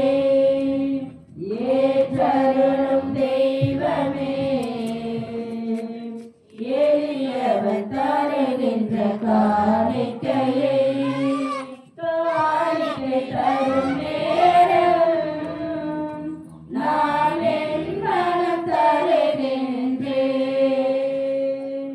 படைப்புகள் பலவாயினான் பரமன் நமக்கே சொந்தம். படைப்புகள் பலவாயினான் பரமன் நமக்கே சொந்தம். அதில் மலராகும் என் மனம் உன்னிடத்திலே மலராகும் என் மனம் உன்னிடத்திலே மனம் காண ஏற்றிடுமே மனம் காண ஏற்றிடுமே. காணிக்கை தரும் நேரம் நான் என் மனம் தருகின்றேன். பிறரன்பு பணிகளெல்லாம் தலைவன் நமதன்றோ. பிறரன்பு பணிகளெல்லாம் தலைவன் நமதன்றோ. என்றும் உமதன்பு பணியில் என் வாழ்விலே உமதன்பு பணியில் என் வாழ்விலே பலியாக ஏற்றிடுமே பலியாக ஏற்றிடுமே. சகோதர சகோதரிகள், என்னுடையதும் உடையதுமான இப்படி எல்லாம் தந்தையாக இருக்கிற கேட்டதாகும்படி மன்றாடுங்கள். ஆட்சிக்காகவும் நன்மைக்காகவும் தம்முடைய திருவாரின் நன்மைக்காகவும் எங்களை கைவிட்டு பலியாக ஏற்றுக்கொள்வாராக. இறைவா, புனித அந்தோணியாரின் விழாவில் நாங்கள் உளம் கணிது செலுத்தும்படி உமக்கு உகந்ததாய் இருப்பதாக. அவரது அறிவுரைப்படி எங்களை முழுமையாக மக்களித்து உம்மை புகழ்ந்து செய்வீராக. எங்கள் ஆண்டவராகிய கிறிஸ்து வழியாக உம்மை மன்றாடுகின்றோம். ஆண்டவர் உங்களோடு இருப்பாராக.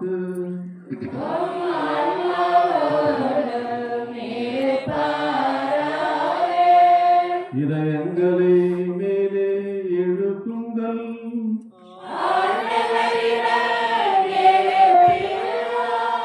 நம் இறைவனாகிய ஆண்டவருக்கு நன்றி கூறுவோம்.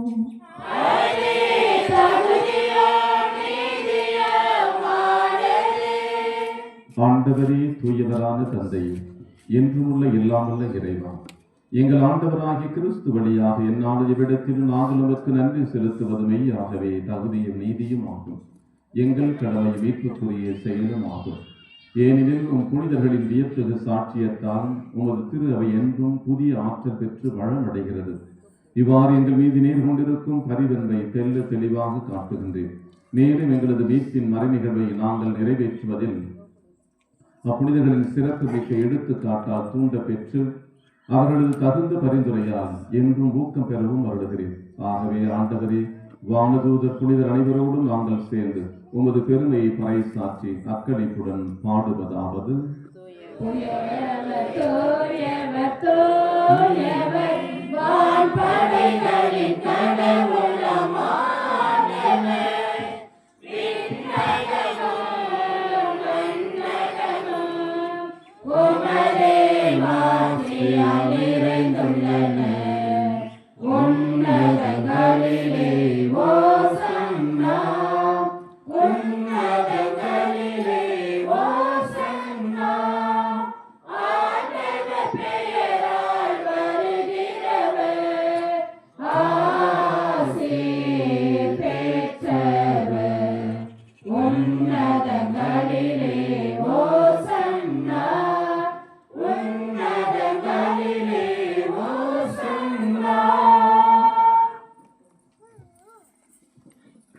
ஆண்டவரே, நீர் மெய்யாகவே தூயவற்றை அனைத்திற்கும் ஊற்று.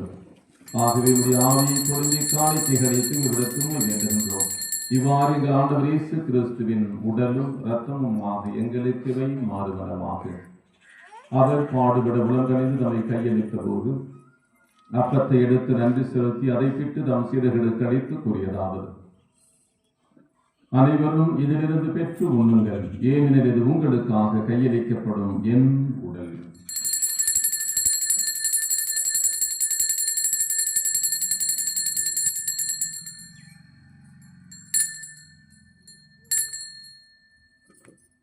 அவ்வளவே இரவு விருந்தை அருந்தியபின் கிண்ணத்தையும் எடுத்து மீண்டுமக்கு நன்றி கூறி தம் சீடர்களுக்கு அளித்தவர் கூறியதாவது: அனைவரும் இதிலிருந்து பெற்று பருகுங்கள், ஏனெனில் இது புதிய நிலையான உடன்படிக்கைக்குரிய இரத்தத்தின் கிண்ணம்.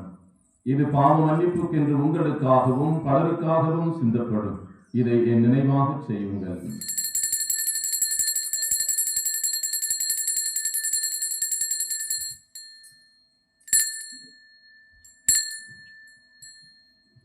நம்பிக்கையின் மறைபொருள்.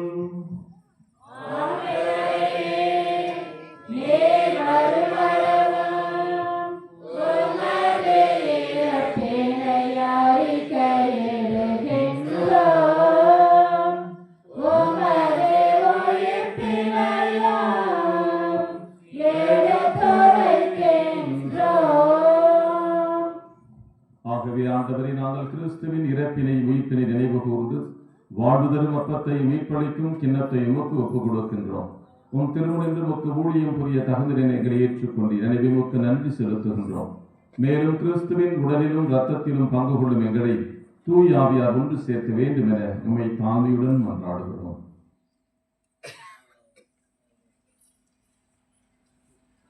ஆண்டவரே, உலகெங்கும் பரவி இருக்கும் திரு அவை நினைவு கூர்ந்தலும் எங்கள் திருத்தந்தை 14ஆம் லியோ, எங்கள் ஆயர் லாரன்ஸ் பயஸ், எல்லா திருநிலையினர் ஆகிய அனைவரோடும் உமது திரு அவை அன்பில் நிறைவு பெற செய்திருந்தோம்.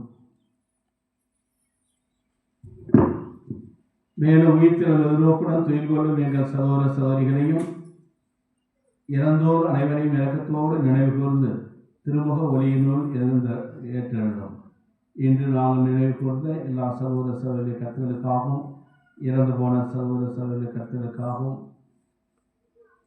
நிக்கோலஸ் அவருடைய மனைவி ஜெயனிட்டா அவருடைய ஆன்ம சாந்திக்காகவும் இன்னும் மரித்த முன்னாள் திருத்தந்தை பிரான்சிஸ் அவருடைய ஆன்ம சாந்திக்காகவும் யாரும் நினையாத ஆன்மாக்களுக்காகவும் ஜெபிப்போம். அன்பு தந்தை இறைவா, வாழ்கின்ற எங்களுக்காகவும் கொண்டாடுகின்றோம்.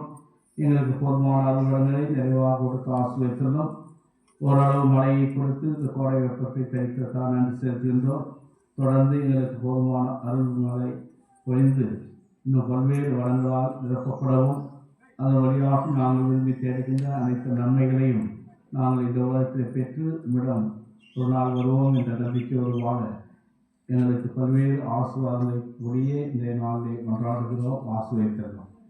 கடவுளின் கன்னித்தாயான புனித மரியாள், அவருடைய கடவுளான புனித யோசேப்பு, புனித திரு தூதர்கள், இவ்வுலகிலே மொக்கு வந்தவராய் இருந்த புனிதர் அனைவரோடும் நாங்கள் நிலைவாழ்வில் பங்கு கொண்டு தகுதி பெற்று திருமண இயேசு கிறிஸ்து வழியாக உம்மை போதேற்கும் வரம்பெள்ள மன்றாடுகிறோம்.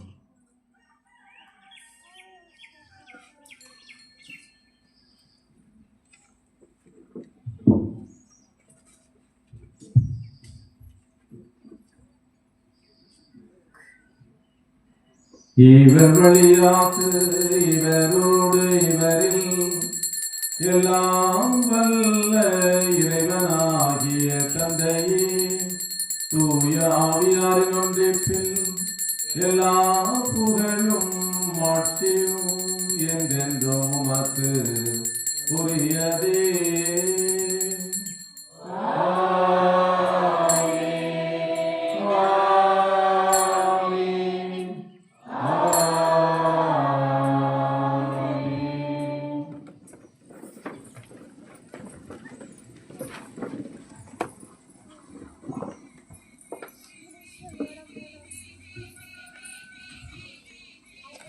மீட்பரின் கட்டளையால் கற்பிக்கப்பட்டு இறைப்படிப்பினையால் பயிற்சி பெற்ற நாம் துணிந்து பாடுவோம்.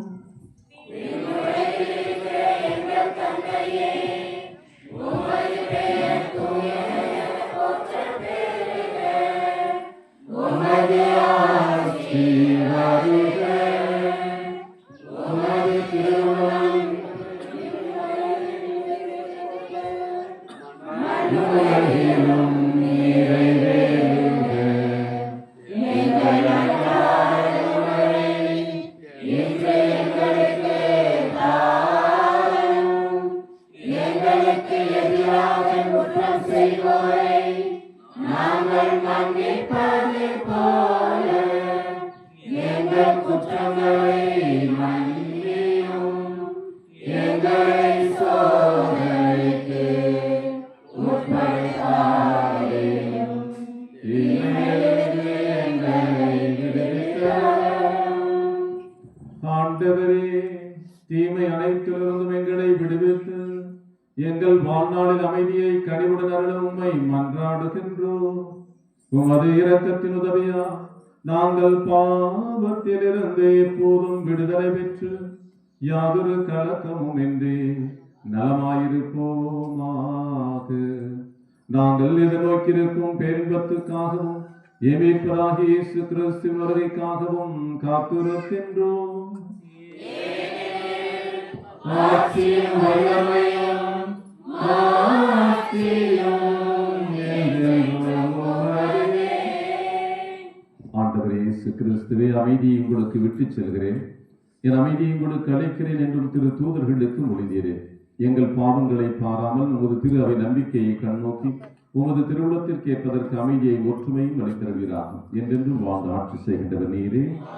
ஆண்டுடைய அமைதி உங்களோடு என்றும் இருப்பதாக. ஒருவருக்கொருவர் அமைதியை பகிர்ந்து கொள்வோம். உலகின் பாவம் போக்கும் இறைவனின் செம்மறியே, என் மேல் இரக்கவையும்.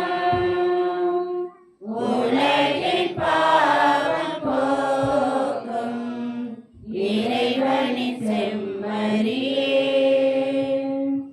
என் மேல் இரக்கவையும். உலகின் பாவம் போக்கும் இறைவனின் செம்மறியே, எமக்கு அமைதி அருளும்.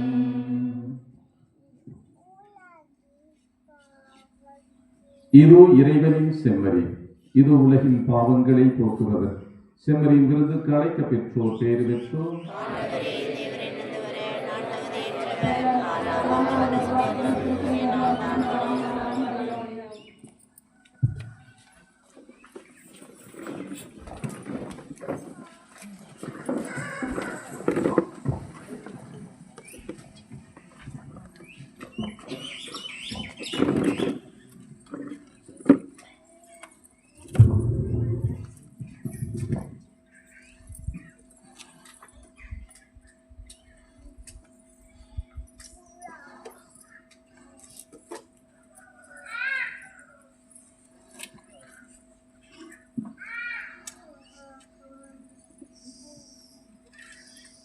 இது மங்கள நேரம், மன்னர் எங்கள் உள்ளம் வருகின்ற நேரம்.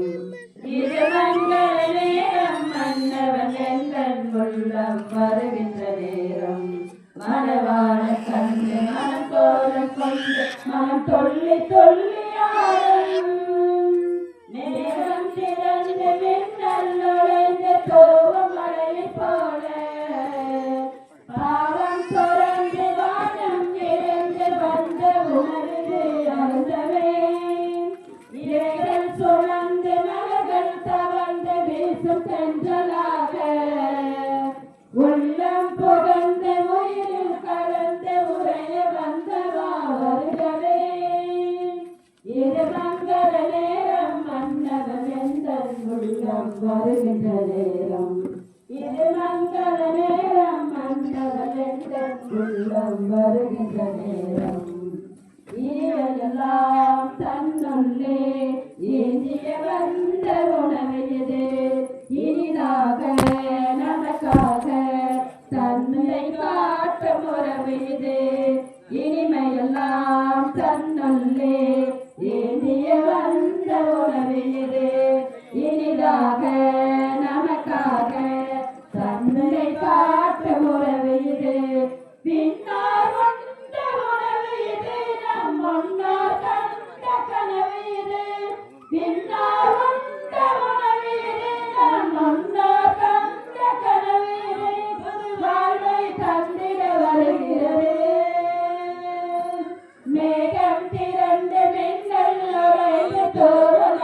போல பாவம் துறந்து வானம் நிறைந்து வந்த உணர்ந்து அருந்தவே இவைகள் சுமந்து மலர்கள் தவழ்ந்து வீசும் சென்றலாக உள்ளம் புகழ்ந்து உயிரில் கலந்து உடைய வந்தவா வருகவே இது மங்கள நேரம் மன்னவனெந்தன் உள்ளம் வருகின்ற நேரம் இது மங்கள நேரம் மன்னவனெந்தன் உள்ளம் வருகின்ற நேரம்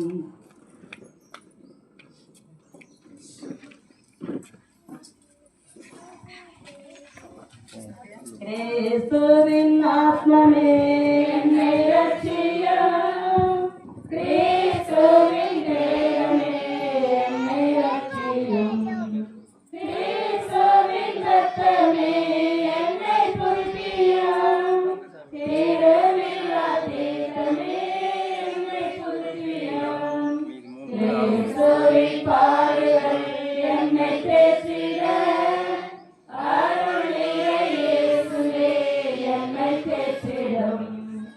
அரிய காயங்களுள் எம்மை வைத்திடும் பேரேந்திர வண்ணமாய் என்று காத்திடும் பொருது சத்துவிடம் என்று காத்திடும் மரண வேளைகளில் என்னை கூப்பிடும் மரணத்தில் நிதம் உம்மை வாழ்த்துவேன் வருதவின் கண்கோடு என்னை எழுதிடும் ஆமென்.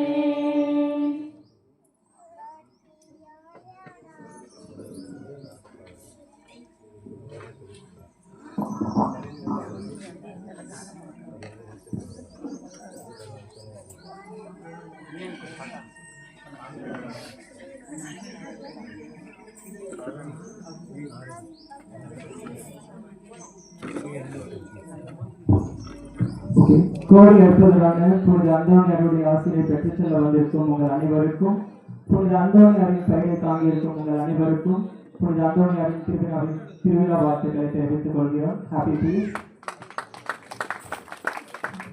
ஸோ இந்த சிறப்புமிக்க இந்த நாளில் திருப்பதி நிறைவேற்றி நமக்காக ஆசிரியை பெற்று தந்திருக்கும் அனைத்து குருக்களுக்கும் நன்றி சொல்ல கடமைப்பட்டிருக்கிறோம். அந்த விதமாக மண்ணின் மைந்தர்களான நம்முடைய திரு அருட்பணி எஸ் அவையப்பன் அவர்களுக்கும் ஸ்ரீ அருட்பணி லாசர் அவர்களுக்கும் நம் ஊரின் சார்பாக பொன்னாடை போற்றி அவர்களுக்கு நன்றியை தெரிவித்துக் கொள்கிறோம். ஏனெனில் நம்முடைய ஊரில் எந்த ஒரு விசேஷமா இருந்தாலும் சரி அந்த விசேஷத்துக்கு முன்னாடி நின்று கடவுளோட ஆசீர்வாதத்தை தங்களுடைய திருப்பணி மூலமாகவும் ஜபம் மூலமாகவும் அவங்க எப்பயுமே உறுதி செய்திருக்கிறாங்க. ஸோ அவங்களுக்கு ஊரின் சார்பாக நன்றியும் மரியாதையும் தெரிவித்துக் கொள்கிறோம்.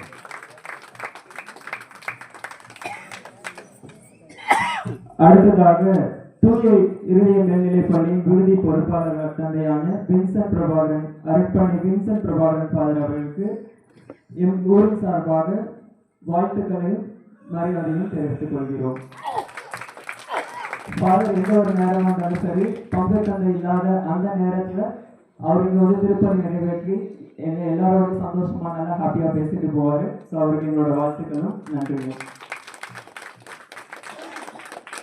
அடுத்ததாக நம்ம பொறுமையும் சீக்கிரமே சொல்லலாம். நம்முடைய பங்கு ஃபாதர் எந்த ஒரு விஷயமா இருந்தாலும் சரி நம்ம ஊருக்கு முன்னாடியே வந்து எல்லாரையும் ஆர்கனைஸ் பண்ணி நம்ம ஊர் திருவிழாவாக இருக்கட்டும் எந்த ஒரு விஷயமா இருக்கட்டும் அது ஒரு சின்ன திருப்பதியாகவே இருக்கட்டும் அதை முன்னாடியே வந்து எல்லாரையும் ஒன்று சேர்த்து நல்லபடியாக நடத்தி வைக்கிறதுல சீர சிறப்பாக நம்மளை வழி நடத்தி சென்றுட்டு இருக்காரு. அவருக்கு நம் ஊரின் சார்பாக மரியாதையும் சந்திப்பும் வழங்கப்படுகிறது.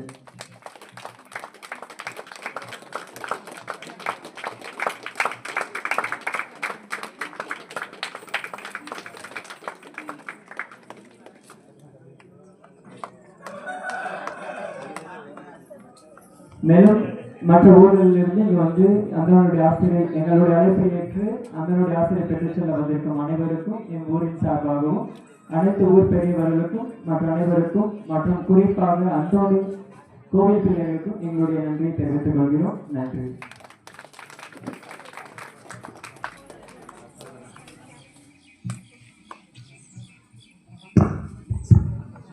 அன்பான சகோதர சகோதரிகளே, உங்கள் அனைவருக்கும் திருவிழா வாழ்த்துக்கள். Happy piece.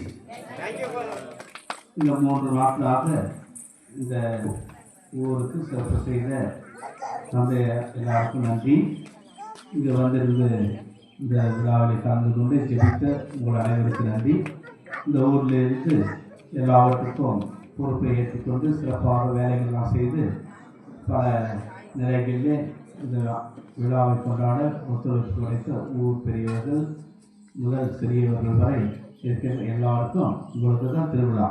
எனவே எங்களுடைய மனமார்ந்த நன்றியும் வாழ்த்துக்களையும் நாங்கள் கரவொலியை ஊற்றி தெரிவித்துக் கொள்கிறோம். Happy piece. பீஸ்னாலே சாப்பாடு இல்லையா? பீஸ் இருக்கிறதோ இல்லையா, சாப்பாடு தான் நமக்கு முக்கியமானது. எனவே அது இந்த நிறைவில் அதுக்கெல்லாம் சிறப்பாக ஏற்பாடு செய்திருக்கிறீங்க. இந்த 3 நாட்கள் வருகின்ற குருக்கள் கணியர்களுக்கெல்லாம் உணவு கொடுத்தீர்கள். எனவே என்னுடைய தாராளமானதை வாழ்த்துகிறோம், பாராட்டுகிறோம்.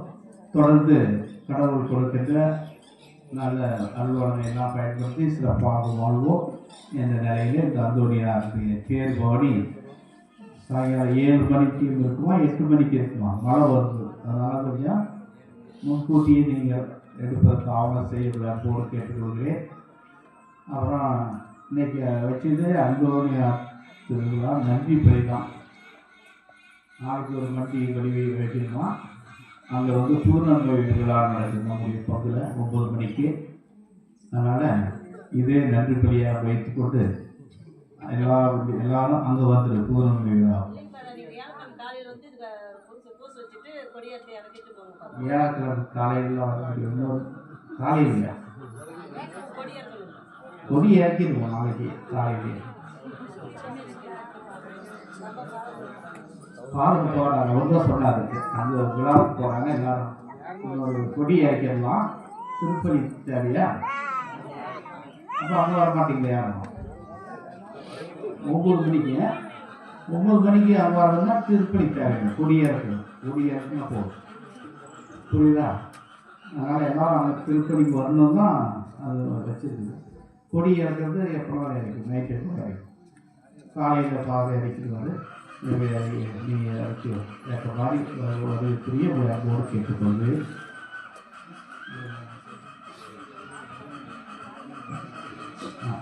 திருப்பதி முடிந்தவுடனே சிறந்த நிகழ்ச்சி, அதை தொடர்ந்து உங்களுக்கு விருந்து நிகழ்ச்சி இதை கலந்து கொள்ள அன்போடு அழைக்கிறார்கள். நன்றி.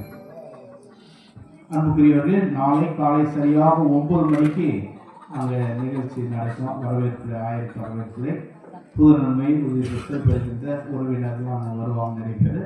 எனவே அதில் நீங்கள் முன்கூட்டி வருமாறு அன்போடு கேட்டுக்கொள்கிறோம். நன்றி.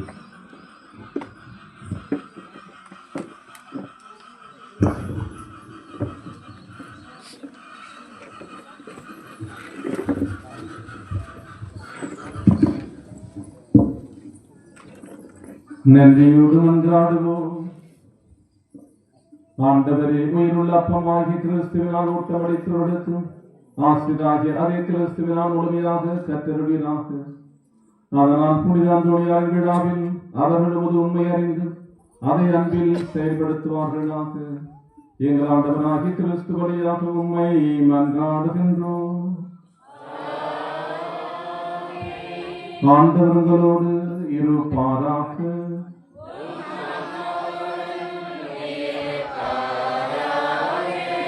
எல்லாம் வல்ல இறைவன் தந்தை மகன் தூயாவியர் அனைவரையும் ஆசீர்வதிப்பாராக. இறை அன்பிலும் அன்னையின் பராமரிப்பிலும் சென்று வாருங்கள். திருப்பலி நிறைவேற்று. அல்லேலூயா அல்லேலூயா.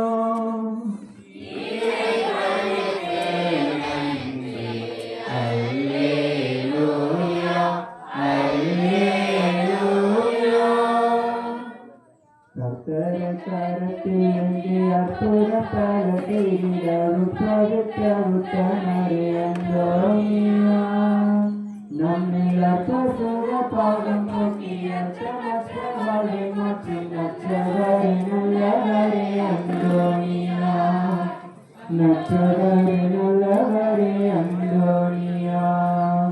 அந்தோனியா அந்தோனியா கர்த்தரை கரத்தில் ஏந்தி அற்புதம் பல செய்திட உத்தரவு தருத்தமரே அந்தோனியா நம்மில் அற்பசோய பாவம் போக்கி அர்த்தமற்ற வாழ்வை மாற்றும் மற்றவரை நல்லவரே அந்தோனியா கோவேருக்கும் கூட கூடி நின்று கூட்டம் காணதோ நின்று வணங்க செய்த அந்தோனியா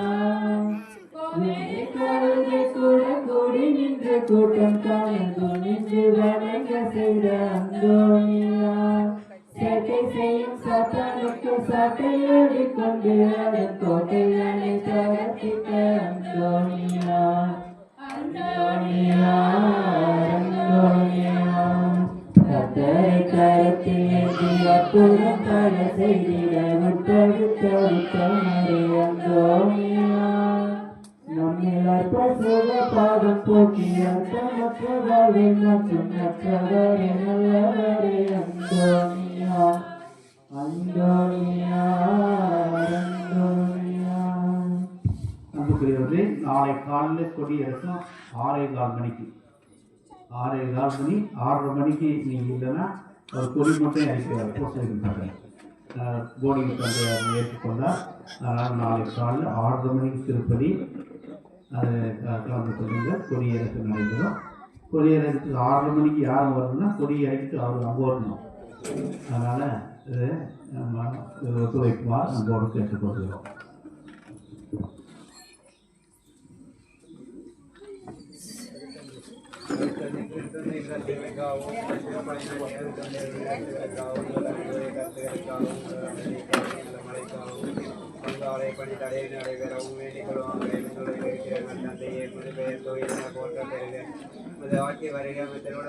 நிறைவேறுவது போல மண்ணுலகிலும் நிறைவேறுக.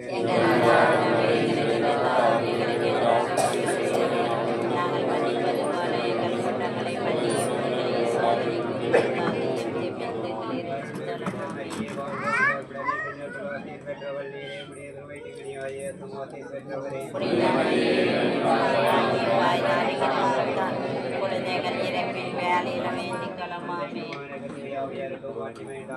தொடக்கத்தில் இருந்தது போல இப்பொழுதும் எப்பொழுதும்